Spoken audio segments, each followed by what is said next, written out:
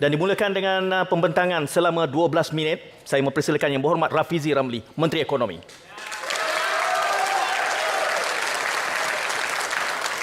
Assalamualaikum warahmatullahi wabarakatuh. Salam sejahtera.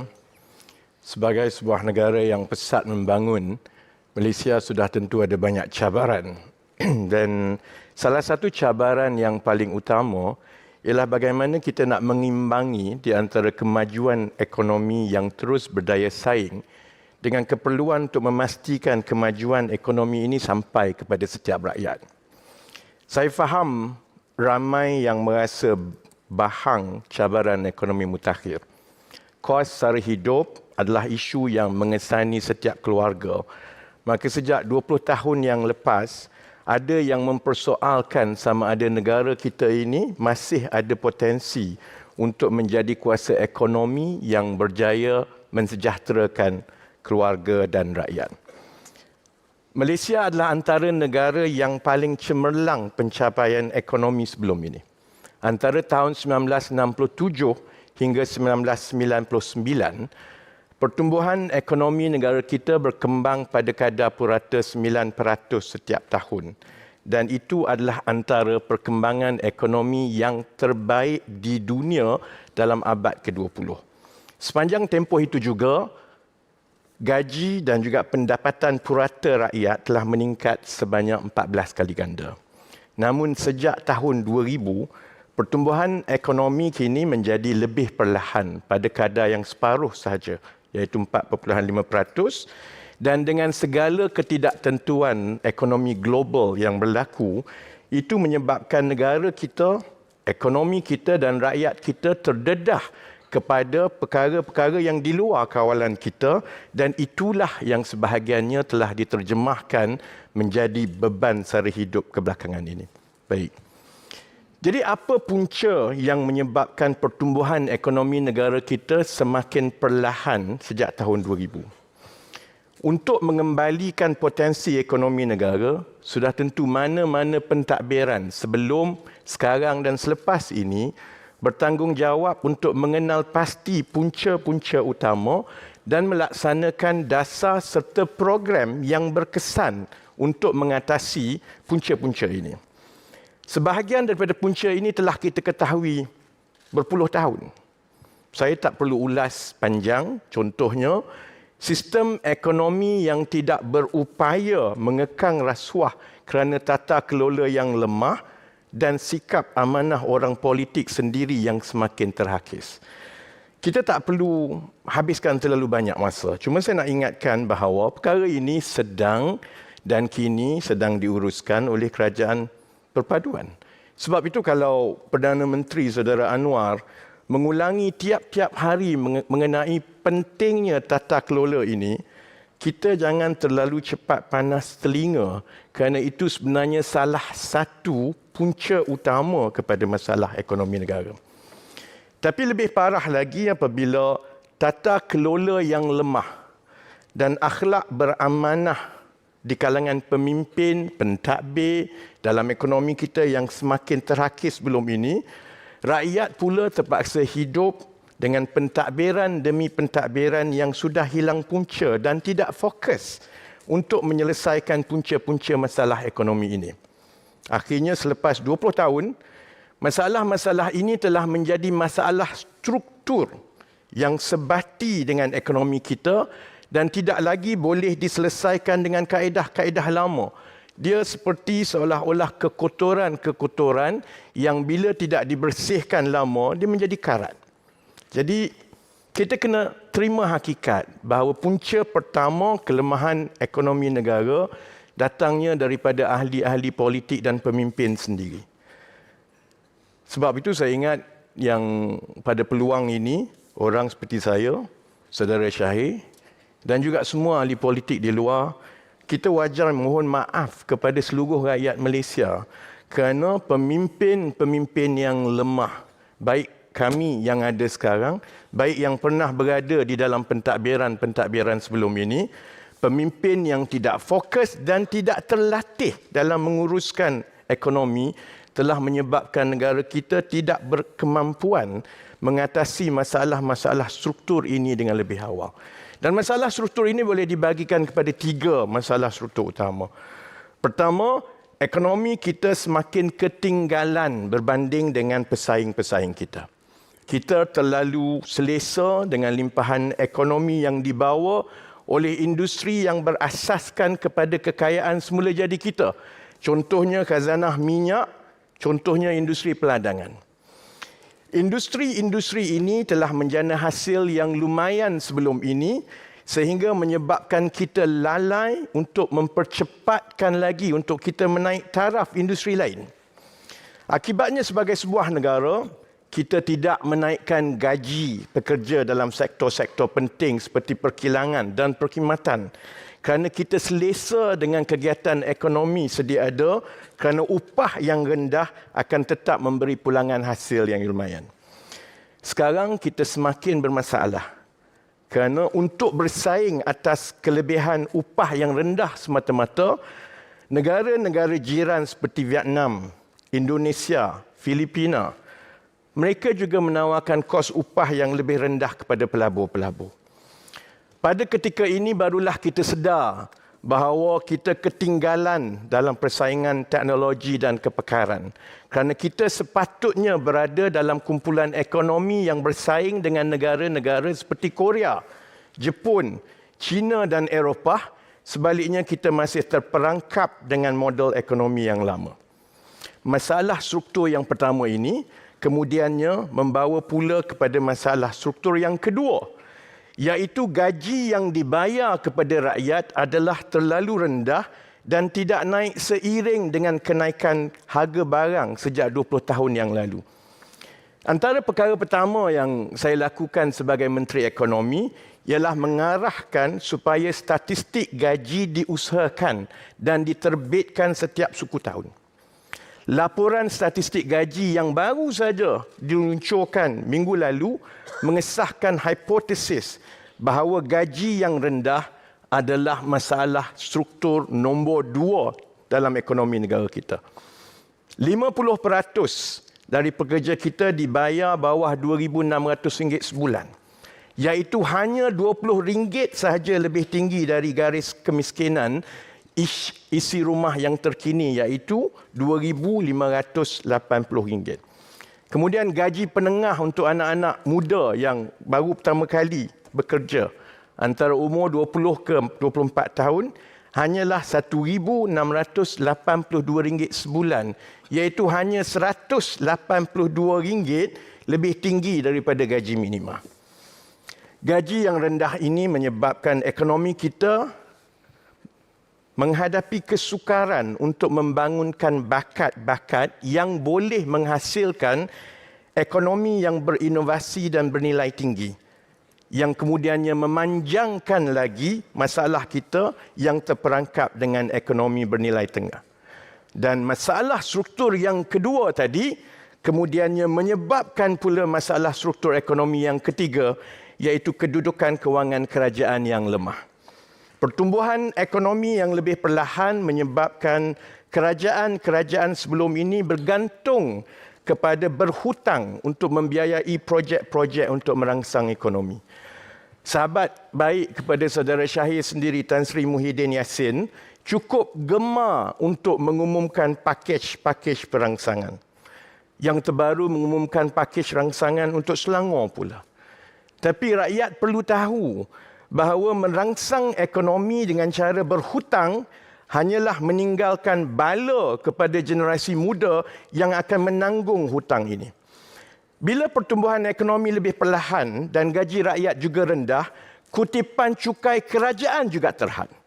Lebih tenat apabila kerajaan mengambil sikap terus menghulurkan wang dan subsidi tanpa tersasar untuk meredakan kemarahan rakyat mengenai kos sara hidup tanpa menyelesaikan masalah-masalah pokok. Dan saya bagi contoh berkali-kali. Soal harga barang contohnya, kecenderungan kerajaan sebelum ini ialah menabur subsidi bila ada gangguan kepada bekalan makanan dan harga. Tetapi tidak disertakan dengan program-program khusus untuk menambah bekalan makanan kerana menabur wang itu lebih mudah daripada mengusahakan industri tani dan bekalan makanan yang mampan. Akibatnya, kerajaan demi kerajaan terus berhutang sehingga hutang kita telah mencecah 1.5 trilion ringgit di akhir tahun lalu, termasuklah tanggungan hutang skandal-skandal kewangan akibat tata kelola yang lemah. Jadi ketiga-tiga masalah struktur ekonomi ini tidak lagi boleh diselesaikan dengan kaedah yang lama, iaitu berhutang demi menutup masalah ekonomi negara. Jadi sebab itu, apabila Saudara Anwar membentangkan kerangka ekonomi madani, tujuannya ialah untuk menganjakkan pendekatan ekonomi negara untuk memberi pil ekonomi yang lebih radikal untuk kita menyelesaikan masalah-masalah pokok ini. Saya akan huraikan pil ekonomi ini. Sudah tentu mesti ada soalan daripada moderator mengenai pil ekonomi ini. Tapi saya nak sebut juga bahawa sebahagiannya telah pun berjalan. Untuk cipta industri baru contohnya, sebab itu kita lancarkan pelan peralihan tenaga. Kerana ini industri yang mendapat pelaburan paling tinggi dalam dunia.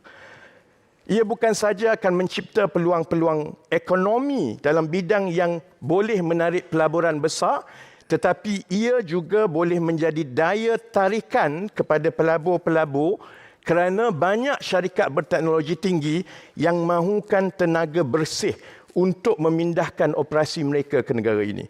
Saudara Anwar juga telah umumkan tentang dasar gaji progresif yang akan menaikkan gaji pekerja awam dan swasta.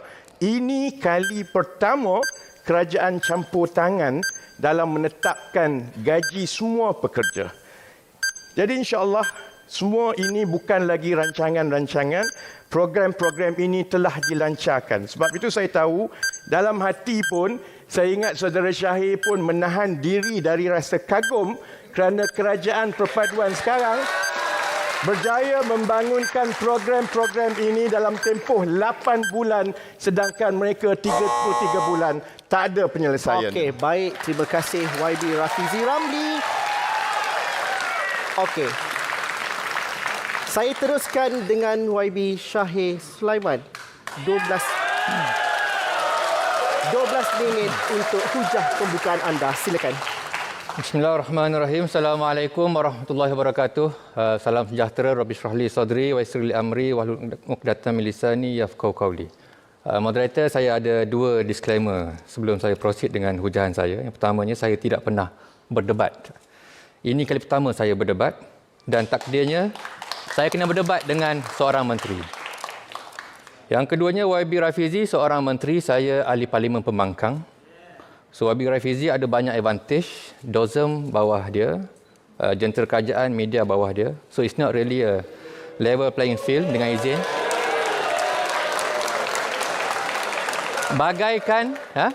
Bagaikan gajah bertemu sang kancil. Saya kecil je. Tapi sang kancil ni walaupun kecil, akalnya panjang.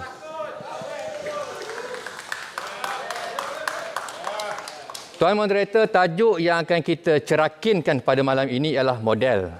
Model baharu ekonomi Malaysia.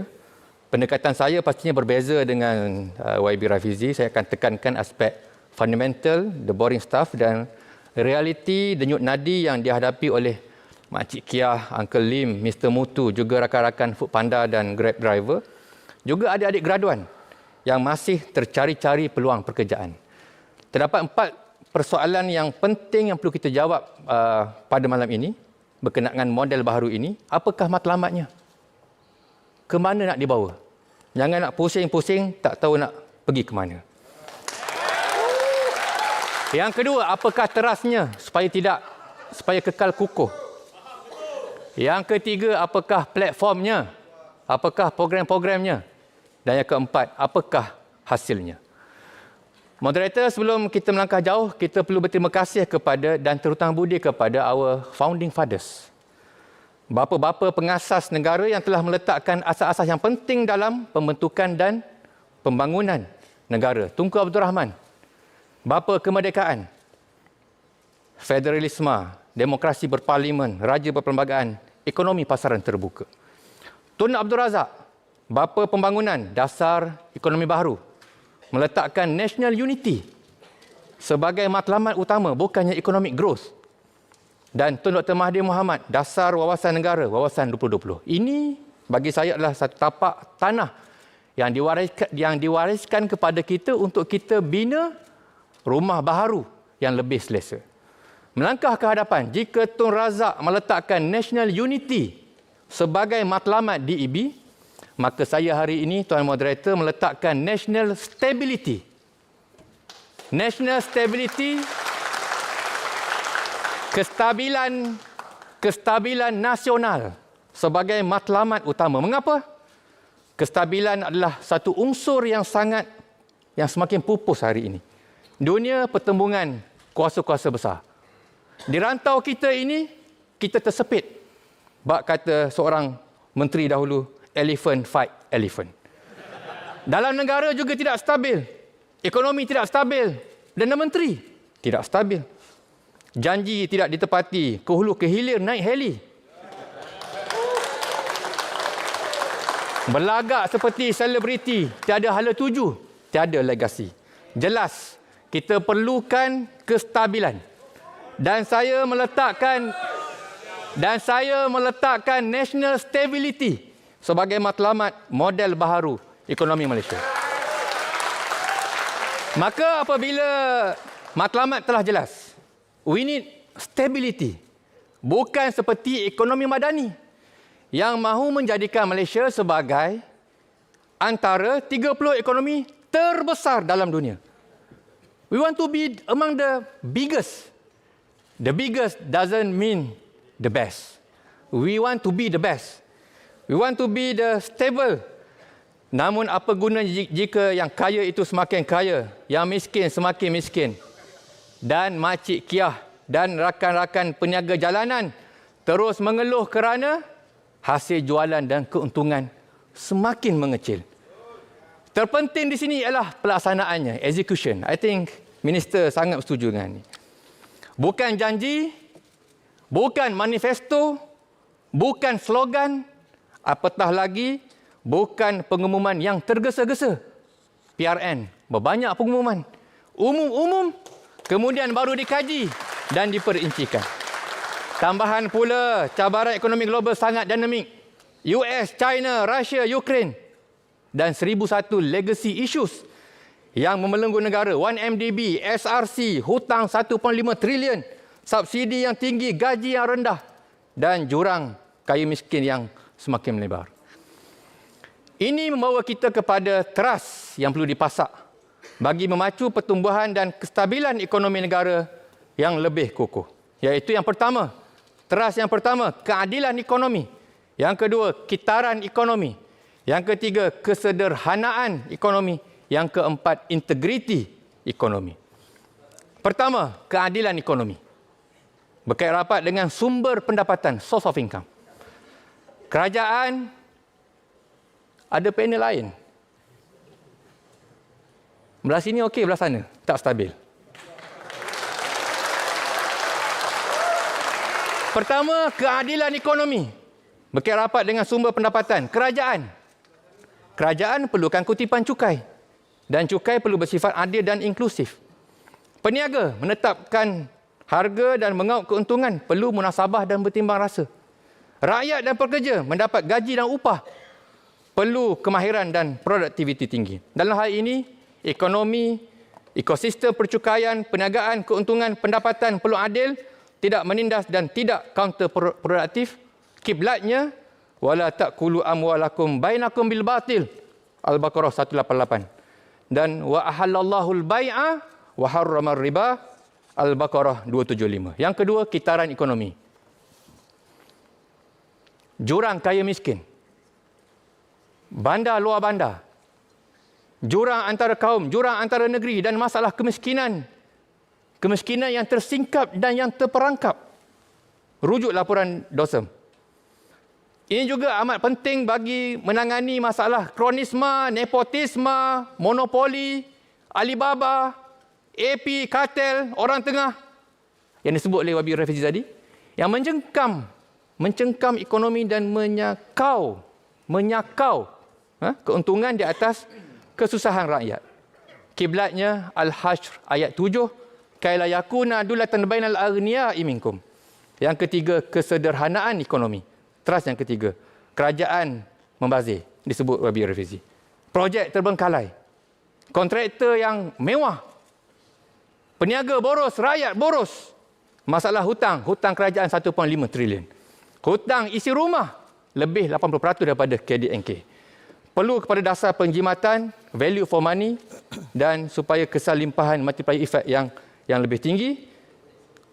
Kiblatnya Al-Isra 29, wala taj'al yadaka maghlulatan ila unukik wala tabsutha kullal bast fatakunda maluma mahsura. Allah kata, tangan kita ni jangan letak di leher. Jangan kedekut. Dan jangan kamu lepaskan tangan itu seluas-luasnya. Jangan boros. Fatakunda maluma mahsura. Maka kamu nescaya akan terduduk dalam keadaan yang hina. Yang keempat, yang paling penting. Yang paling penting ialah integriti ekonomi, ekonomi integriti. Ini trust yang paling penting. Kalau tiang rumah, ini tiang kat belakang. Tiang belakang, pintu belakang yang sering diserang oleh anak-anak dan makhluk perosak.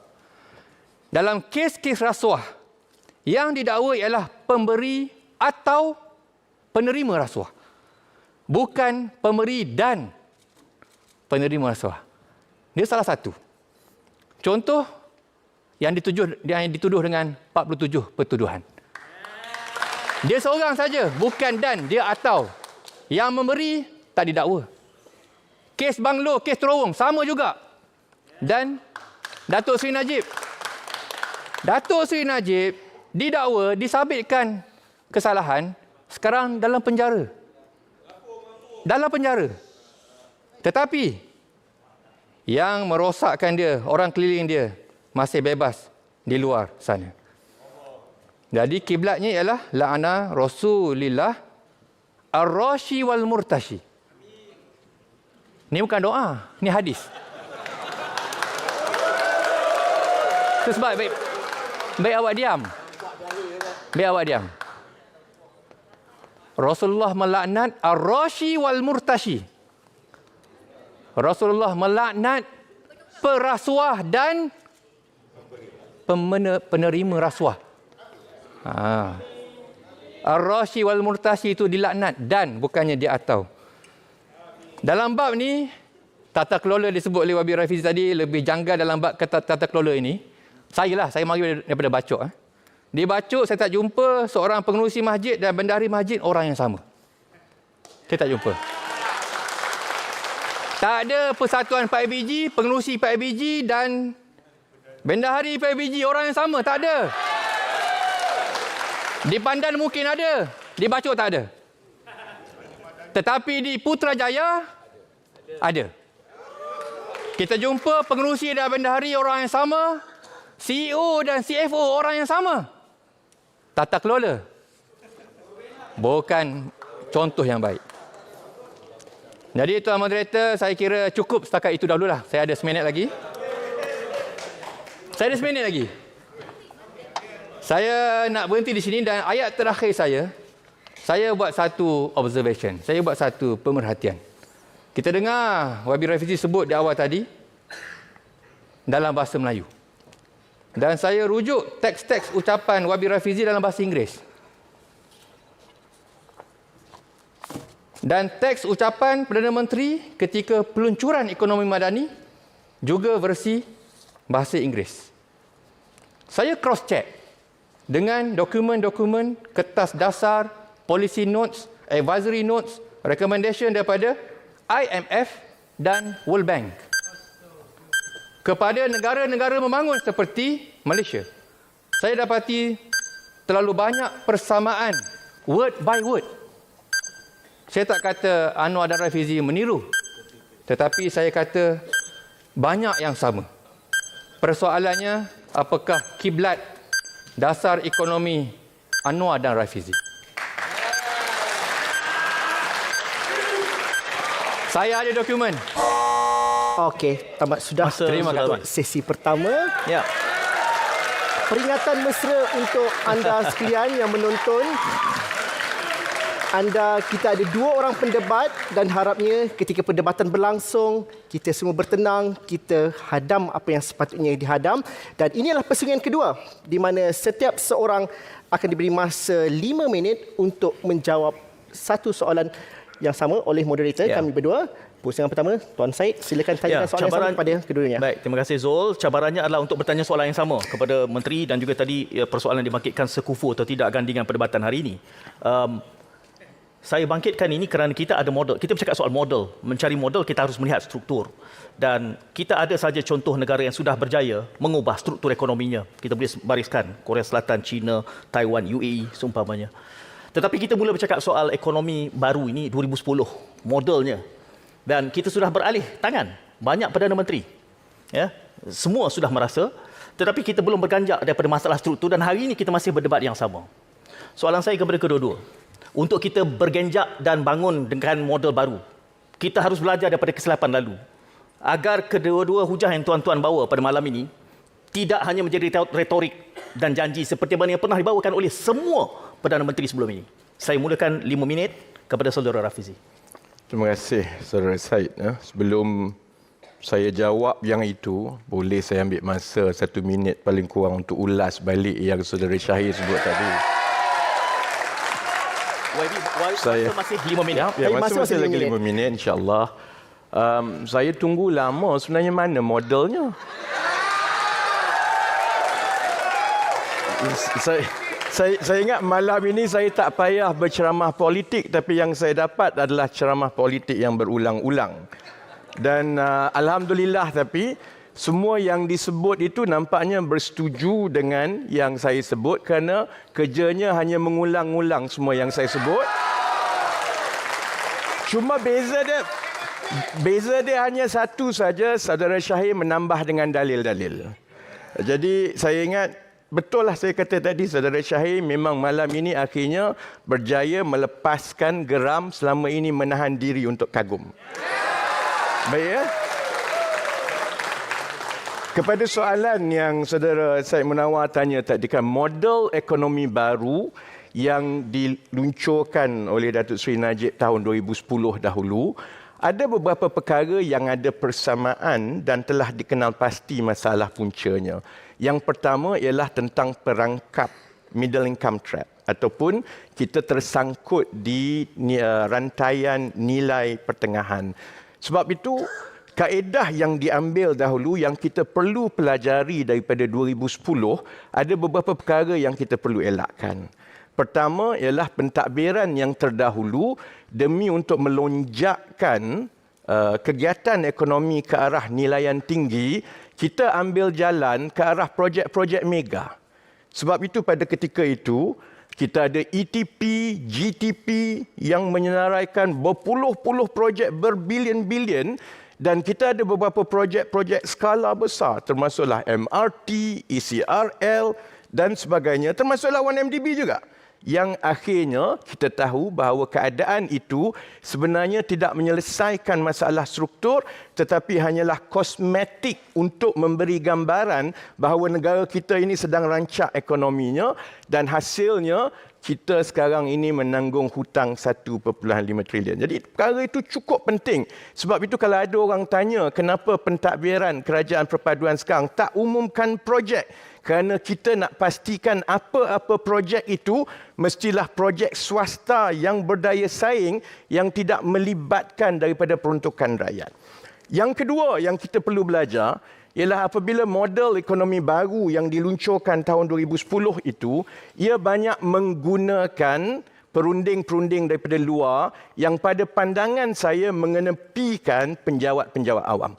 Yang digaji, yang nampak gah kerana pada ketika itu untuk ditunjukkan ia gah, tetapi akhirnya selepas segala pelancaran, segala orang kata perkara-perkara yang nampak cantik, untuk dilaksanakan itu kemudian ditinggalkan kepada penjawat-penjawat awam dalam keadaan penjawat-penjawat awam tidak sangat dilibatkan di dalam perancangan terlebih dahulu. Sebab itu sekarang ini juga pendekatannya cukup berbeza.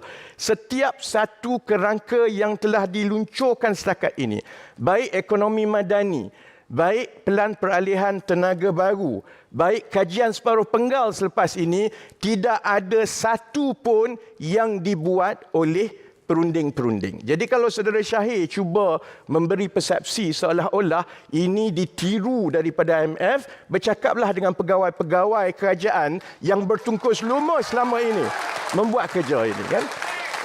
Dan saudara Syed, ada juga beberapa perkara yang model ekonomi baru 2010 itu tidak ambil kira. Contohnya kerana untuk menangani masalah gaji yang rendah itu satu perkara yang cukup sukar. Jadi model itu langsung tak menyentuh tentang gaji.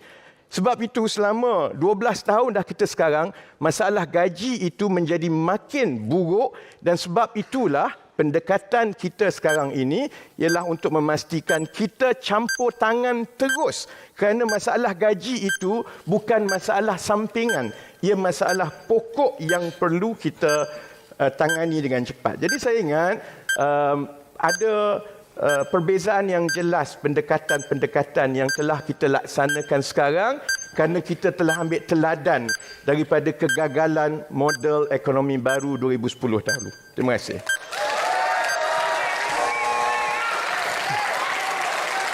Baik, YB Syahir Sulaiman untuk soalan yang sama silakan dalam masa 5 minit. Terima kasih. Saya di awal tadi saya sebutkan bahawa dalam kita berbincang tentang model ekonomi, kita perlu clear apakah matlamatnya pertama. Dan saya very clear. Matlamat saya jelas. National Stability. DEB, National Unity. Okey? Okey. Bila jelas matlamat ni macam bumbung. Jadi terasnya ada empat tiang. Saya akan siap model saya nanti. Hujung tu saya akan siap model saya. Jadi teras yang pertama tadi, saya dah sebut tadi. Keadilan ekonomi, kitaran ekonomi, kesederhanaan ekonomi dan integriti ekonomi. Jadi empat ini adalah tiang, teras. Dan selepas ini akan ada platformnya, akan ada dindingnya dan apakah hasilnya. Jadi inilah model. Kita nak bincang ni ialah model, bukannya program. Dan saya dengar di awal pembentangan YB Rafizi tadi bercakap tentang problem statement. Problem je. Problem itu ini. Problem. Dengar. The first few minutes is always about problems. Problem statement. There is no action. Separuhnya baru. Itu kita boleh cerakinkan sama-sama. Dan saya kagum dengan kawan saya di EPU, di IBN Negara. Mereka sangat dedikasi, bekerja di bawah menteri-menteri yang hebat. Dan saya sebutkan di awal tadi, antara cadangan structural reform for economic growth, 3 pillars, economic policy priorities. Pertama, investment. Kedua, fiscal responsibility. Yang ketiga, structural reforms. Ini bukan dokumen kerajaan. Wording sama, nak sebut wording sama. Typical structural reforms. Ini bukan model saya dah sebut model saya tadi. Ini model saya, sini senyap, sana masalah tak stabil. So you see, it's very simple. Labour market, more adaptable and responsive. Liberalize service sector. Dasar tenaga nak di-liberalize. Dan improve the quality of public taxation. Tak apa lagi. World Bank. Februari 2023. Efforts to rebuild fiscal buffers should be driven by higher revenue collection and better spending efficiency. Ini common. And a move toward targeted subsidies is required. Dokumen IMF, Mac 2023. A gradual fiscal consolidation strategy is needed to rebuild buffers. Critical investment is needed. Monetary policy should tighten further. Naik OPR. IMF.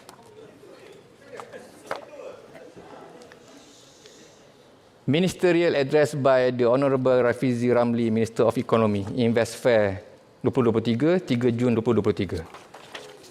Institutional reforms are prerequisite.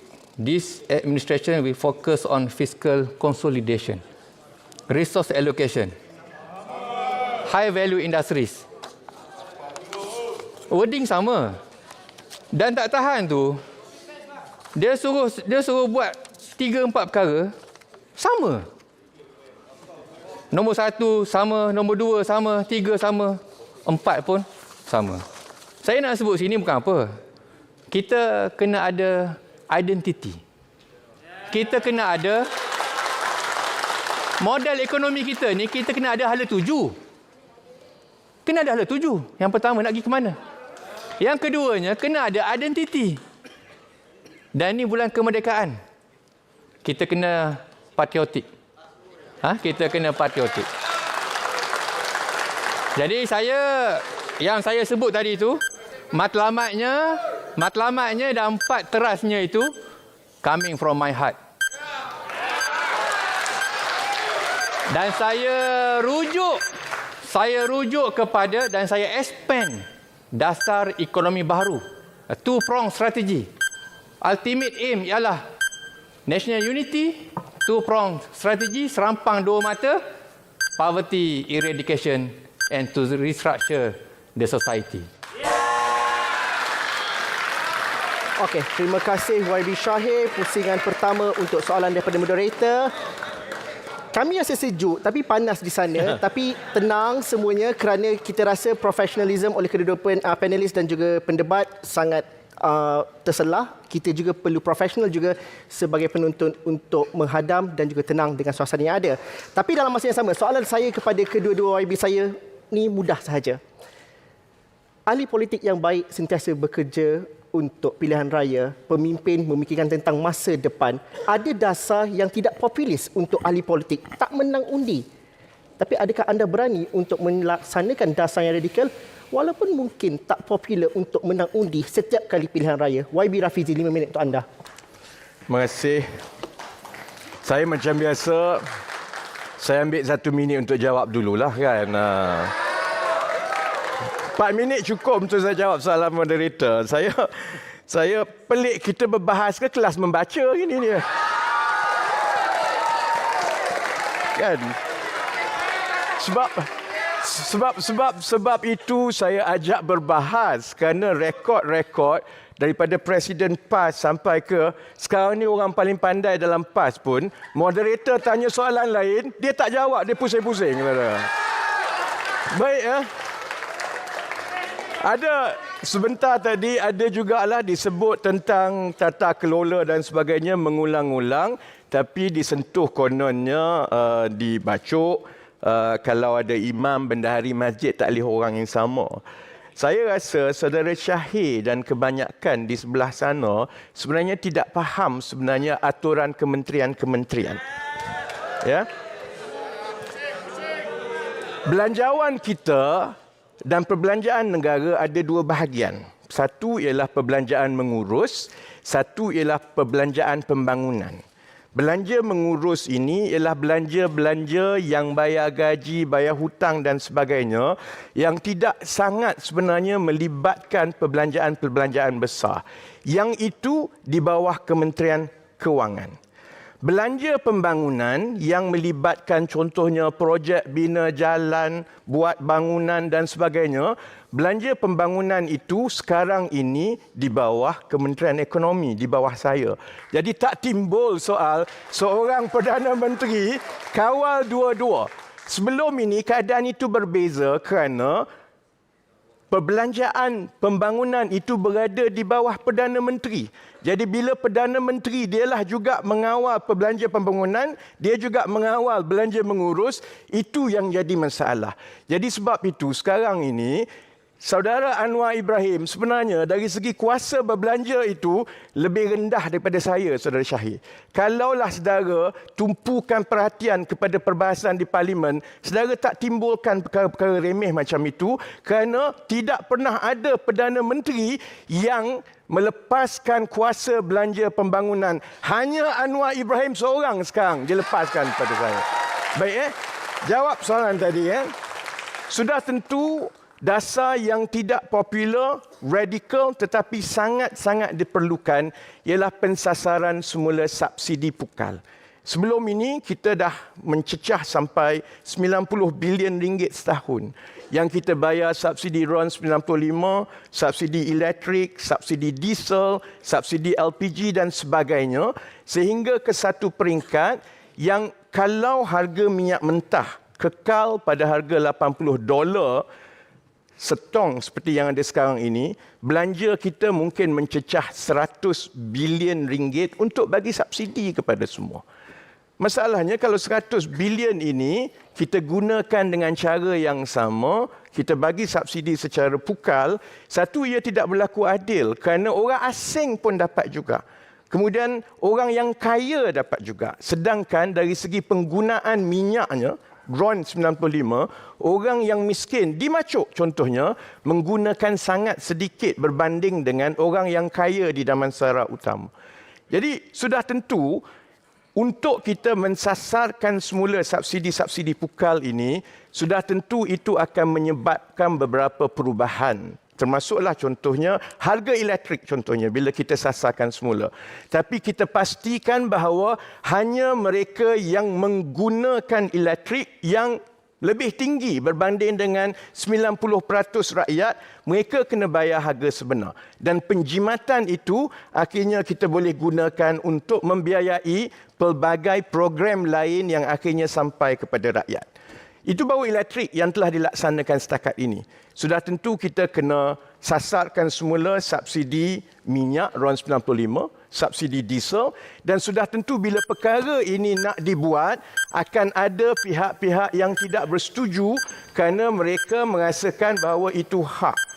Tapi untuk kepentingan negara, terutamanya mengukuhkan kedudukan kewangan kita, kita perlu melakukan ini dan saya yakin selepas dilaksanakan dalam 4 tahun lagi apabila keadaan kewangan kita kukuh, rakyat akan terus menyokong keputusan yang dibuat itu. Terima kasih. Okey, terima kasih Wabil Hafizi. Wabil Syahir, 5 minit dari sekarang. Teruskan dengan soalan yang sama. Soalan yang sama. Maknanya kita sama je. Seminit dua jawab saya dulu, baru jawab soalan. Saya nak jawab soalan moderator dulu. Memang seorang ahli politik itu, dia tidak boleh hanya mengejar kemenangan pilihan raya semata-mata. Dia perlu berani membuat tindakan dan perubahan dasar walaupun keputusan itu tidak popular. Contoh paling hebat ialah Tuan Guru Ni Abdul Aziz, almarhum. Tuan Guru Ni Aziz ini, bagi saya, seorang tokoh pemimpin ulama umara reformis. Membuat perubahan dasar, perubahan struktur, reformasi institusi tanpa janji, tanpa manifesto. Dan saya pernah berkunjung ke rumah beliau selepas beliau tidak lagi menjadi Menteri Besar.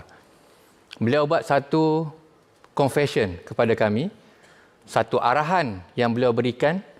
Dia kata, ini perkara pertama yang hamba buat. Hamba panggil pegawai kewangan negeri dan hamba arahkan pindahkan akaun bank kerajaan dan juga JLC daripada bank konvensional kepada bank Islam tanpa mesyuarat. Tanpa mesyuarat. Kerana apa? Benda ada dalam Quran. Selepas itu, merayu. Datanglah manager-manager bank ini daripada KB, daripada HQ, kata tak boleh macam ni Tok Guru. Jangan letak satu bank saja. Kita belajar kita punya diversification, risk. Never put all your eggs into one basket. Tapi Tok Guru jawab, kata hamba nak buat lagu mana? Hamba ada saja baku Islam. Tapi hebatnya Tok Guru Ni Aziz tahun 90. Masa tu tak ada lagi. Masa tu hanya ada tertingkap Islam. Masuk kaunter Maybank, 10 kaunter, hujung tertingkap Islam. Berkembang menjadi subsidiary, full-fledged Islamic banking. Maybank Islamic, CIMB Islamic, Hong Leong Islamic, Public Bank, semua ada. Jasa besar, beraninya Tok Guru Nik Aziz. Dan banyak lagi saya boleh bagi contoh lepas-lepas ni. Okey. Maknanya benda ni boleh buat. Walaupun tak popular, walaupun tanpa mesyuarat. Tapi beraninya Tok Guru, dah banyak lagi saya boleh sebut ni. Pasal arak, pasal judi boleh. Ha? Ada 2 minit lagi. Tok Guru sebut. Tok Guru panggil dialog dengan ketua-ketua agama. Ni sebut pasal keberkatan ekonomi. Ekonomi juga. Tanya apa hukum minum arak. Tanya apa hukum minum arak kepada agama kamu. Tok Guru kata. Kepada ketua-ketua agama ni. Tok Sami, Buddha, Siam. Kata mereka jawab, minum arak boleh dalam agama kami. Tok Guru jawab, okey, kalau boleh, sila. Jual sesama kamu, minum sesama kamu, tapi kami tak boleh. Tutup. Untuk kamu buka. Judi, mereka kata agama kami larang. Tak baik. Tok Guru kata, kami pun haram. Jadi Tok Guru pun tutup premis judi. Selang beberapa bulan, tak habis lagi. Selang beberapa bulan, datang sekumpulan isteri-isteri dan anti-anti. Orang Kelantan tahu cerita ni. Ucap terima kasih kepada Tok Guru. Tok Guru, buat apa mari? Tok Guru, terima kasih pada Tok Guru. Anti-anti ni. Kenapa? Suami kami sudah tidak mabuk-mabuk. Suami kami sudah tidak pukul-pukul. Tak pukul orang, tak pukul-pukul dah. Suka hati kami sekarang. Alhamdulillah. Jadi nak sebut bahawa soalan tadi, maknanya sebagai seorang pemimpin, dia boleh tanpa mengira tindakan itu populis ataupun tidak. Dan tentang tata kelola tadi, Perdana Menteri pegang Menteri Kewangan, saya nak ingatkanlah. September 16, 2015, Facebook Rafizi Ramli. Rang Undang-Undang Persendirian, PM tidak boleh jadi Menteri Kewangan.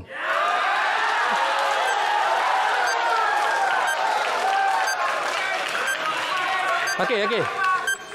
Saya ulang. September 16, 2015, Facebook Rafizi Ramli pakai mask lagi. Bukan tipu ni. Rang Undang-Undang Persendirian. Rang Undang-Undang Persendirian, PM tidak boleh jadi Menteri Kewangan. Terima kasih. Okey, terima kasih YB Shahir Sulaiman. Okey, baiklah. Redakan suara anda. Ya. Redakan ketegangan yang ada. Kita berehatlah dahulu. Kita akan kembali dengan pusingan ketiga lebih mendebarkan. Mohon kesabaran semua kerana masing-masing YB akan bertingkah bertanya soalan antara satu sama lain. Kita berjeda terlebih dahulu. Kembali kita dalam debat model baharu ekonomi Malaysia yang dipancarkan secara langsung dari Studio M1 Media City Angkasa Puri, dipancarkan juga kepada anda di seluruh platform kami di Astro Awani dan juga di platform RTM. Dan ini adalah pusingan ketiga, pusingan soal jawab, pusingan silang soalan pendebat, di mana setiap satu soalan ada 1 minit 30 saat dengan jawapan 4 minit, di mana dalam pusingan ini 2 soalan akan diajukan oleh YB Rafizi, 1 minit setengah soalannya, 4 minit jawapan, dan seterusnya 2 soalan pula diajukan oleh YB Shahir kepada YB Rafizi. Dan kalau sudah pun bersedia, YB Rafizi, soalan pertama anda. Terima kasih. Saya yakin saudara Shahir sedia maklum tentang keadaan hutang dan kedudukan fiskal negara. Dan ia tidak perlukan seorang menteri untuk tahu. Malah segala persediaan saya pada hari ini ialah berdasarkan Google saja, sebab semua data dah ada di DOSM. Tak perlukan persediaan daripada kementerian-kementerian. Jadi saudara Shahir pun berada dalam keadaan yang sama dengan saya dari segi kedudukan untuk berbahas pada hari ini. Jadi saya pasti saudara Shahir sedia maklum dalam keadaan hutang negara yang tinggi yang tidak dipertikaikan oleh sesiapa pun. Jadi soalan saya, apakah saudara Shahir akan menggunakan kaedah yang sama yang Kerajaan Kelantan baru-baru ini menggunakan dengan Kerajaan Persekutuan, iaitu memohon agar hutang-hutang yang dia dah belanja dimaafkan tanpa dia bayar? Adakah kalau PAS dan saudara Shahir menduduki kerusi yang boleh mengawal ekonomi negara, adakah itu kaedah yang digunakan oleh saudara Shahir dan PAS untuk menyelesaikan hutang Kerajaan Persekutuan sekiranya PAS diberi amanah untuk mengendalikan ekonomi negara? Okey. YB Syahir, 4 minit daripada sekarang. Jawapan anda. Terima kasih. Hutang secara asasnya wajib dibayar. Itu secara asasnya. Kita kena setuju bahawa hutang, tak ada hutang yang boleh dimansuh dan tak ada janji untuk mansuhkan hutang PTPTN pun tak boleh kita percaya. Maknanya hutang ini secara asasnya perlu dibayar. Yang kedua, federalism. Hubungan state dan juga federal government. State sebagai anak, ada masa-masa tertentu mereka perlukan bridging financing. Ada masa-masa tertentu sumber pendapatan kerajaan negeri itu tidak cukup pada bulan tersebut. Jadi perlu kepada soft loan mana-mana. Dan kita tengok pada dalam kita punya akaun kerajaan persekutuan akan disenaraikan hutang kerajaan negeri. Kerajaan negeri ini bulan 1, bulan 2, bulan 3 kena bayar gaji. Tapi mungkin dia punya hasil mereka itu mungkin masuk bulan 4, bulan 5, bulan 6. Bayaran royalti Kelantan yang ditangguh-tangguh, yang dinafi-nafikan itu 5% tak ada, 20% apatah lagi. Jadi ini adalah asasnya. Jadi yang disebut oleh YB Rafizi tentang spesifik request daripada kerajaan negeri Kelantan, saya berpegang pada prinsip yang samalah. Hutang perlu dibayar. Hutang perlu dibayar. Tetapi anak dengan ayah punya hubungan tu mungkin ada pertimbangan. Mungkin kita boleh tangguh-tangguhkan. Biasalah. Kita kena bayar. Tetapi kita boleh refinancing ataupun kita adjust kita punya mortgage, itu biasa. Bukan dengan ayah pun, dengan bank pun boleh buat. Jadi ini, federal government sebagai ayah kepada state government. Dan federal government pula dengan bank negara. Dan sebenarnya bank negara ataupun federal government ini juga menerbitkan bond. Bond ini disubscribe oleh institusi seperti PNB, tabung haji dan seumpamanya menggunakan deposit caruman rakyat. Jadi itulah kitaran hutang yang berlaku dalam negara kita. Jadi ringkasnya, secara prinsip tadi, saya kira hutang perlu dibayar dan sebagai federal government, jika ada ruang-ruang untuk pertimbangan, tengok pada anak kita ni, anak kita ni mungkin bulan tu putus duit, mungkin bulan depan baru ada duit, kita boleh bagi. Tapi yang penting, kena bayar dan kita boleh bincang dari segi tempoh masa pembayaran. Terima kasih. Ya, kita masih di dalam sesi silang soal. 1 minit 30 saat kepada YB Rafizi bertanyakan soalan. 4 minit untuk dijawab. Silakan YB Rafizi. Terima kasih. Kecewa saya langsung tak jawab soalan. Saya tanya, kalau PAS mentadbir kerajaan persekutuan, macam mana nak bayar hutang yang 1.5 trilion tu? Dia cerita anak ayah lah itu pusing semua kan. Jadi tapi saya tak dapat jawapan lah kan. Cuma yang saya berterima kasih, maksudnya saya dalam mesyuarat dengan kerajaan Kelantan lepas ini boleh maklumkan bahawa pimpinan muda ahli Parlimen Bacok tidak walak dengan kerajaan PAS kerana dia kata hutang kena bayar. Baik Soalan kedua baik. Soal pendapatan kerajaan negeri tadi kan. Negeri-negeri lain seperti Negeri Sembilan dan Melaka sebenarnya lebih kecil daripada Kelantan pun. Dan dia tak ada hasil sebesar Kelantan pun kerana dia tidak ada kekayaan semula jadi macam Kelantan. Malah negeri macam Negeri Sembilan dan Negeri Melaka ini tak ada pun dapat peruntukan yang sebesar daripada kerajaan persekutuan seperti Kelantan. Jadi saya nak saudara Syahir bandingkan pengalaman Negeri Sembilan dan Melaka dengan Kelantan. Macam mana Negeri Sembilan dengan Melaka yang lagi kecil kurang peruntukan itu lebih maju dan lebih sejahtera rakyatnya berbanding dengan Kelantan yang masih lagi negeri termiskin di Semenanjung sedangkan dapat peruntukan yang cukup besar daripada kerajaan persekutuan. Sila jawab soalan. Kita 4 minit diberikan kepada YB Syahir. Silakan. Yang pertama tadi saya dah jawab. Yang kedua ni dia nak compare Kelantan, Negeri Sembilan dan Melaka. Dan saya boleh bagi real experience. Ayah saya orang Kelantan, mak saya orang Melaka. Okey. Dan saya merantau, setiap kali saya balik Kelantan, masuk border, jeli sampai ke Bacuk, hujung. Daripada saya kecil sampai saya itulah rupa jalannya. Federal Road. Itulah rupa jalannya. Saya masuk Melaka, Tol Air Keroh sampai ke kampung Bukit Serindit, berubah setiap kali saya balik. Poin saya ialah federalism.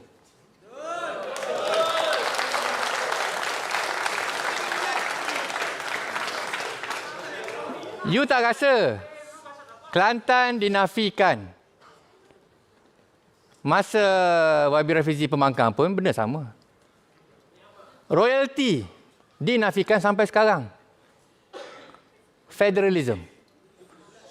33 tahun Kelantan di bawah pentadbiran PAS. 90 saya darjah 1 sampai sekarang. 33 tahun PAS bawah Kelantan di bawah PAS tidak pernah merasa nikmat federalism sebagaimana yang dinikmati oleh Negeri Sembilan dan juga Melaka. 33 tahun. Okey? Kecuali 2 tahun saja. 2 tahun saja. Apabila kerajaan Kelantan dan kerajaan Persekutuan bersama-sama di bawah Tan Sri Muhyiddin dan juga Datuk Seri Ismail Sabri. 2 tahun ini barulah ada proposal atas meja nak restructure air, nak buat empangan, nak buat jalan. Barulah boleh ahli parlimen masuk sekolah. Dulu tak boleh. Sekarang tak boleh juga. Jadi nak banding Kelantan dengan Negeri Sembilan dengan Melaka, you all tak rasa? You all tak rasa? Jadi pembangkang, tangan diikat, sepatut dapat RM100, royalty dinafikan. Terengganu, dapat royalty. PAS menang 99, hilang royalty. Ini, dan you nak compare. Tapi hebatnya Kelantan boleh survive.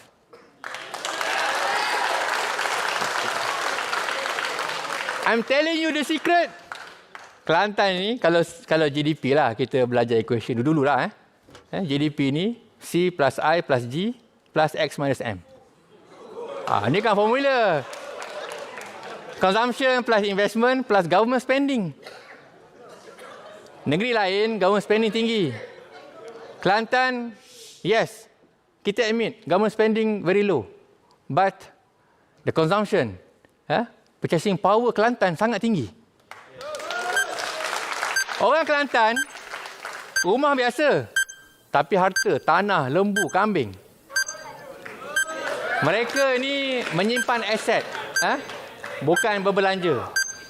Jadi inilah economic cycle yang ada di Kelantan ini, walaupun tidak dipacu oleh government spending, tetapi dipacu oleh consumption dan juga investment. Terima kasih. Okey. Kita bagi peluang untuk YB Shahir minum air sedikit, tapi seterusnya YB Shahir 1 minit 30 saat untuk bertanyakan soalan kepada YB Rafizi dan 4 minit untuk menjawab YB Shahir soalannya. Tuan Moderator, saya untuk sesi ni kita ada 1+1. Satu soalan campur satu soalan kan? Ya. Saya nak minta izin dengan YB Menteri. Saya nak rangkum satu soalan. Sekali tanya, tapi ada sub-question yang simple. Dia straightforward. A or B question. Macam Jawab 8 minit lah. boleh, yes. Saya akan bagi Setuju. the floor. Okey. Kalau itu persetujuan pendebat, kita pun bersetuju. Saya jawab 8 minit, okey. Yes. Saya bagi. Sebentar. Timer dia akan memberikan kesan kepada produksi. Tak apa. Timer tu akan terus sampai habis. Ya, Tapi tetapi masa ia masih akan lagi berjalan membantu untuk YB penonton. Shahir menanyakan soalan. Ada Okey. 51 saat berbaki. Ya. Maknanya formatnya saya akan bagi a set of A or B question dan saya beri seluah masa untuk YB Rafizi ulas sampai habis masa. Soalan-soalan ini, soalan yang ditanya bukan soalan politik sangat, tapi soalan yang pernah ditanya dan pernah dijawab oleh our founding fathers. Dan soalan ini akan menentukan kita nak bergerak ke mana ekonomi kita ni 50 tahun yang akan datang. Soalan yang pertama. 22 saat berbaki. Okey. Soalan yang pertama is A or B. Federalism or state empowerment? Saya nak tanya tu terus jawab. Lepas tu terus ulas lepas tu. Itu tak ikut format. Sebab itu saya tanya. Dengan format yang telah dipersetujui, dia tanya, saya jawab 8 minit lah. Saya kira sudah dipersetujui format ini daripada awal kedua-dua okey. pihak. Itu format. Okey, Ya. kalau begitu, Jangan alih tiang gol, dia setuju, masa lain datang dia nak buat lain. Baik. Kita perlu ikut format. Kita harus pegang pada format yang telah dipersetujui dari awal sebelum Okey. bermula. Okey. Jadi soalan yang pertama sudah berakhir. Soalan kedua. jawab teruslah. Okey, sabar para penonton, saya minta anda Okey. tenang terlebih dahulu. Saya Yang nak penting bagi ialah pendapat. lebih ruang kepada YB Rafizi jawab. Okey, sekarang ni balik pada format asal lah. Ya, soalan itu juga tidak berbentuk model ekonomi. Saya berikan budi bicara YB Ya. Rafizi 4 minit untuk respon kepada soalan yang pertama. Soalan yang pertama tadi ialah, saya tak tahu yang panjang itulah, tapi akhirnya dia jadi 3 perkataan saja. Federalism atau state apa empowerment. entah, state empowerment kan. Negara kita dibentuk berdasarkan perlembagaan. Dan perlembagaan itu ialah sesuatu yang telah jelas mengikut jadual-jadualnya. Ada jadual persekutuan, ada jadual negeri dan ada jadual bersama. Dalam konteks Persekutuan Malaysia juga ada Sabah dan Sarawak yang mempunyai konteks yang berlainan dari segi kuasa dan juga sumber yang sepatutnya diberikan. Jadi saya tak faham kenapa Saudara Syahir nak bawa benda yang memang telah termaktub di dalam perlembagaan bahawa masing-masing mempunyai tanggungjawab masing-masing dan kuasa masing-masing. Dan model persekutuan ini telah berjalan dengan baik di semua negeri-negeri lain yang duk bising pasal mempersoalkan tentang model persekutuan ini. Hanya Kelantan dengan Syahir seorang saja. Yang lain okey je, tak ada masalah. Sebab itu ambil contoh model persekutuan yang ada sekarang ini telah pun mengimbangi di antara kuasa dan juga sumber yang ada di peringkat kerajaan persekutuan dengan juga di peringkat kerajaan negeri. Contohnya, kerajaan persekutuan mengutip cukai dan ada perkara-perkara yang perlu ditanggung oleh kerajaan persekutuan. Kerajaan persekutuan perlu berlaku adil kepada semua sebaik yang mungkin. Jadi saya ambil contoh, Saudara Syahir cuba beri gambaran, itu sajalah hujah dia sampai sekarang ni. Yang Kelantan dianaktirikan. Sedangkan saya dah sebut berkali-kali, dah masuk dalam parlimen, tapi dia buat-buat tak faham bahawa sebenarnya peruntukan yang diberikan kepada kerajaan Kelantan itu sebenarnya jauh lebih tinggi daripada negeri-negeri lain. Tetapi tidak pernah cukup. Sebab itu, dia kembali kepada persoalan federalism ataupun state empowerment. Kerana kedua-dua ini adalah perkara yang bergerak seiringan mengikut perlembagaan kita. Ada negeri yang bila dia tumpukan kepada yang mana bidang kuasa kerajaan negeri, bekerjasama pula dengan kerajaan persekutuan, negeri-negeri itu walaupun hasil buminya tak banyak macam Kelantan, walaupun peruntukan persekutuannya tak banyak macam Kelantan, tetapi ia boleh menjadi jauh lebih baik daripada Kelantan. Itu yang saya sebut tentang Melaka dan Negeri Sembilan tadi. Masalah kita ialah sekiranya kerajaan persekutuan, tak kisahlah parti mana jadi kerajaan persekutuan ni, telah menjalankan tanggungjawab mengikut perlembagaan, dah bagi peruntukan, dah tolong, dah buat perancangan, tetapi kerajaan negeri itu tidak cekap mentadbir. Yang masalah dia ialah bukan soal peruntukan federalism, soalnya kalau ada kerajaan negeri yang tidak mahir dan hanya sibuk berpolitik, akhirnya bagilah empowerment macam mana pun kepada kerajaan negeri itu. Yang kita ada ialah bukti-bukti seperti air Kelantan Sendirian Berhad yang sampai sekarang tak selesai lagi. Jadi sebab itu bagi saya, dia tak timbul soal federalism atau state empowerment. Ini telah dipersetujui sejak negara kita merdeka lagi. Bahawa ia mestilah bergerak seiringan, masing-masing ada tanggungjawab.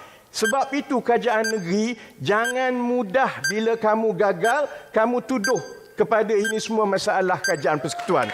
Gagal, mengakulah gagal macam di Kelantan sekarang. Terima kasih. Ya, soalan kedua susulan 1 minit 30 saat YB Syahir kepada YB Rafizi. 1 minit 30 saat. Soalan kedua lah. Saya pilih yang senang lah untuk YB Rafizi. Soalan pertama itu dijawab oleh Tunku Abdul Rahman. Soalan yang kedua ni oleh Tun Razak. Adakah YB Rafizi mahu meneruskan dasar-dasar affirmative action ataupun kita sepenuhnya kepada meritokrasi? Terima kasih. Kita berikan sedikit masa untuk set timer. 4 minit timer. untuk, silakan YB Rafizi. Terima kasih. Ya, kita akan meneruskan dan menambah baik dasar-dasar yang bersabit dengan memberi keadilan sosial mengikut keperluan dan juga kumpulan. Sebab itu soal meritokrasi atau tidak ini perlu dilihat dalam konteks negara kita. Ambil contoh, seorang pelajar daripada Baco, dia mungkin dapat 8A atau 7A, tidaklah secemerlang seorang pelajar Melayu juga daripada Damansara Utama yang pada setiap hari dia ada private tutor.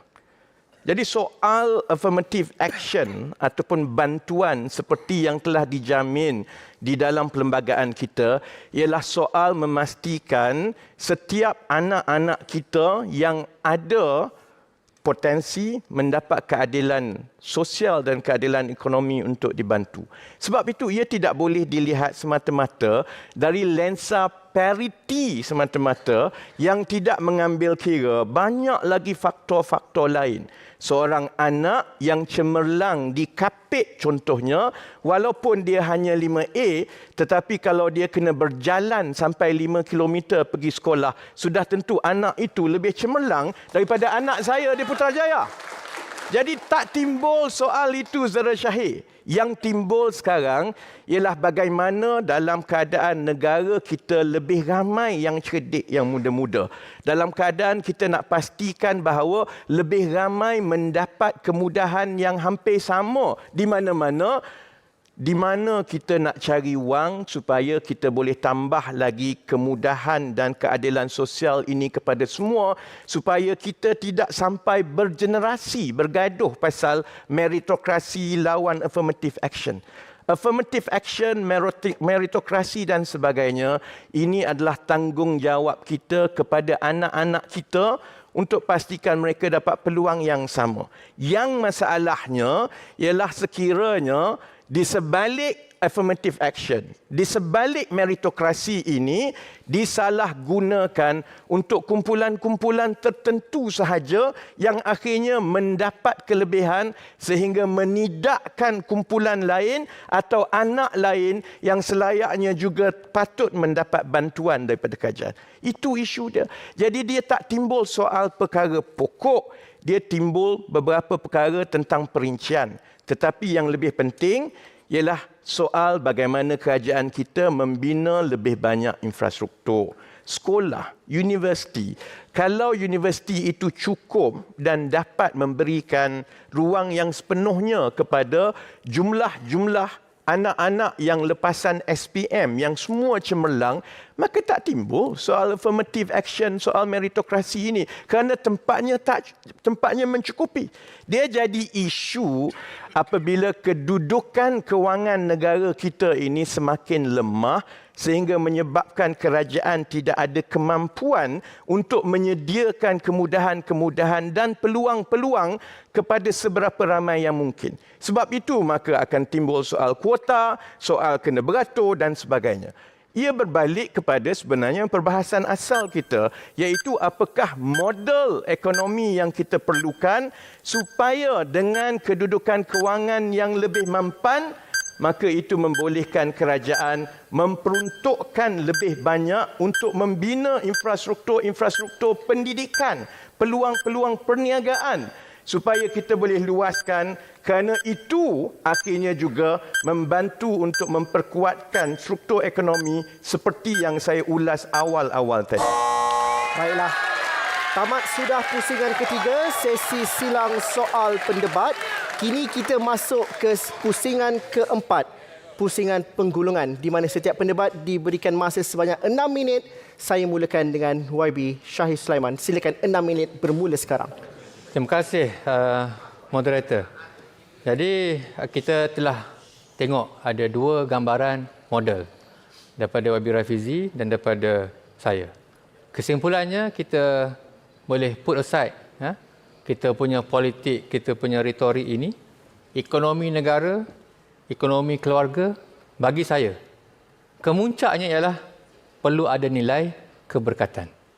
Perlu ada nilai keberkatan. Saya recap dalam saya punya model. Nilai keberkatan ini, ziyadatul khair, bertambah-tambah kebaikan. Dan saya recap, model ekonomi saya ini ada bumbungnya, iaitu national stability, kestabilan nasional. Itu bumbungnya. Dan ada 4 tiang yang saya telah kupas di awal-awal tadi, di tengah-tengah tadi, walaupun ada orang buat tak faham. Dan ada satu halaman di model ekonomi baru itu, iaitu keterjaminan makanan. Dan inilah tawaran saya, satu model baru, rumah baru untuk 30 juta rakyat Malaysia.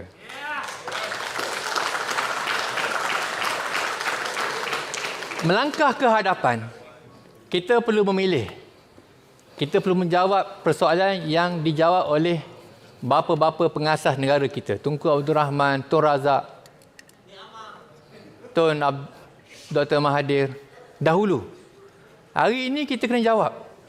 Kita nak negara kita ni federalism yang kuat ataupun state empowerment, diulas tadi. Kita mahu memilih yang kedua. Nak pilih cabang depan kita ni. Nak pilih urbanization ataupun de-urbanization. Tun Dr. Mahathir urbanize, majukan bandar. Pindah bandar, semua kilang di bandar. Pak Lah de-urbanize, bangunkan wilayah-wilayah di luar-luar Kuala Lumpur dan juga Penang dan juga JB. Yang ketiga, persimpangan kita kena pilih nak teruskan dasar afirmatif ataupun meritokrasi, diulas YB Rafizi. Yang keempat, kita kena pilih mazhab ekonomi kita ni. Kita nak kayakan reach the top ataupun reach the bottom. Kita kena pilih. Tahun 80-an, hujung 80-an itu ialah mazhabnya ialah kayakan yang atas. Kayakan yang atas itu supaya ada limpahan ekonomi ke bawah. Sekarang ini, kita lebih kepada reach the bottom. Shared ekonomi, digital ekonomi dan seumpamanya. Dan yang kelima, Malaysia sebagai sebuah negara yang sangat bergantung kepada dagangan luar. Di US, bersin, kita dapat demam. Jadi global integration ataupun kita nak ambil sikap yang hostile dengan negara-negara luar ini, kita kena ambil keputusan. Memilih di antara US ataupun China. Ataupun kita memilih pendekatan yang mesra kedua-duanya. Kita perlu memilih rakan dekat kita ASEAN ataupun OIC. Atau kita pilih kedua-duanya. Tunku Abdul Rahman, Sekjen OIC yang pertama. Malaysia negara pertama yang pergi membuat hubungan diplomatik dengan China, Tun Abdul Razak. Dan ini adalah persimpangan-persimpangan ekonomi. Persimpangan-persimpangan yang akan menentukan model baharu ekonomi Malaysia. Jadi inilah saya sebut di awal tadi, perlu matlamat. Sampai sekarang saya bagilah sampai waktu penggulungan YB Rafizi ini, apa matlamat beliau. Nak bawa ke mana ekonomi kita ni? 30 yang terbesar, within 10 years, nak double up your GDP ataupun guna SDG, apakah indikatornya? Nak jadi yang terbesar Saya tidak mahu yang menjadi yang terbesar. Kita mahu menjadi yang paling stabil. Ekonomi yang paling stabil. Politiknya stabil. Pemimpin tu kena stabil. Tunku Abdul Rahman, very noble statesman. Tun Abdul Razak, sangat jiwa besar. Our founding fathers, our prime minister. Tun Dr. Mahathir Mohamad. Dan hebatnya Abah dan juga Pak Long. Hebatnya Abah dan juga Pak Long Mae kita ni. Mereka berjaya mengemudi keluar ekonomi negara daripada pandemik. Berdepan dengan krisis. PMX kita ini tak ada krisis. Tapi tak boleh nak bawa. Nak pergi mana ni? Nak ke mana? Tidak ada hala tuju. Tiada identiti. Dan tidak patriotik ekonomi madani ini. Jadi yang terakhir, saya ucap terima kasih atas ruang yang diberikan. Dan mari daripada bacok ni, memang Rafizi tak boleh dengar pantun, saya nak bagi pantun jugalah.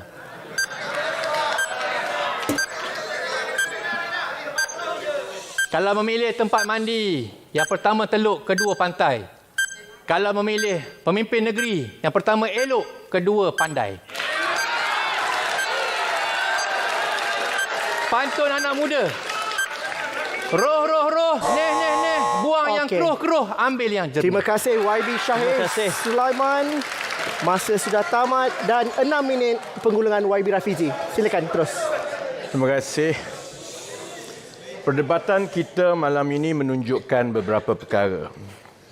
Pertama, bahawa masalah ekonomi negara ini sebenarnya jauh lebih rumit kerana ia telah lama berakar umbi sehingga masalah-masalah ini menjadi bersaling kait antara satu sama lain. Keduanya, masalah-masalah struktur ini memerlukan kaedah yang radikal dan berlainan dari apa yang pernah dibincangkan sebelum ini. Oleh itu, mereka yang diberi amanah mengemudi ekonomi mestilah meneroka penyelesaian yang di luar kotak, bukannya menggunakan pendekatan yang serupa seperti sebelum ini. Ketiga, masalah-masalah struktur yang rumit ini memerlukan masa untuk dirungkai dan tidak akan selesai dengan satu dasar atau satu pengumuman sahaja. Setiap dahan masalah-masalah itu mestilah ditangani dengan program-program yang khusus. Dan program-program ini perlu diharmonikan dan disatukan mengikut satu kerangka ekonomi yang jelas yang memandu program-program ini. Yang sebelah sana dia ulang masalah-masalah. Katanya dia kata, Syahir tadi kata kononnya ini problem statement tapi tidak ada penyelesaian. Dia terlupa sebenarnya penyelesaian itu telah pun sedang berjalan sekarang. Usaha-usaha kerajaan perpaduan setakat ini, saudara-saudari, telah menunjukkan hasil-hasil awal. Kita sudah mengatasi masalah kenaikan harga yang berterusan yang telah ditinggalkan oleh sahabat-sahabat saudara Syahir dari kabinet yang lepas. Inflasi bulanan telah turun dari bulan pertama kami mengambil alih dan kini berada pada paras yang paling rendah dalam 12 bulan. Hala tuju penggajian rakyat juga sudah ada.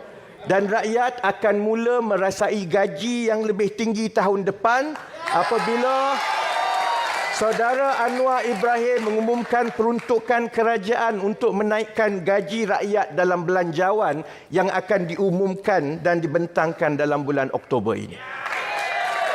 Minat pelabur juga semakin pulih. Bukan sahaja pelabur-pelabur besar mengumumkan pelaburan jangka panjang mereka seperti yang kita duduk dengar ni, kemudian Sanusi tolong ambil kredit.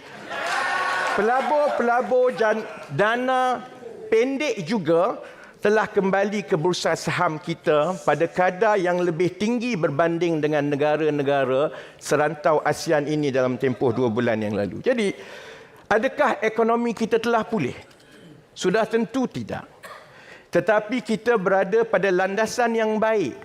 Jika kita kekal pada landasan ini, insya-Allah Malaysia dijangka akan menyertai kelab negara-negara berpendapatan tinggi ataupun yang sering disebut sebagai negara maju di antara tahun 2026 dan 2028. Saya tak berminat sangat dengan soal jawatan-jawatan ini, tapi saya teruja untuk menyelesaikan cabaran ekonomi yang kita ada. Jadi kalau saya nampak kasar dengan yang muda seperti saudara Syahir ataupun pimpinan muda dari pembangkang yang lain yang ambil tahu tentang ekonomi, itu sebenarnya kerana saya berharap mereka menjadi lebih baik dan lebih cerdik daripada senior-senior mereka yang ada sekarang.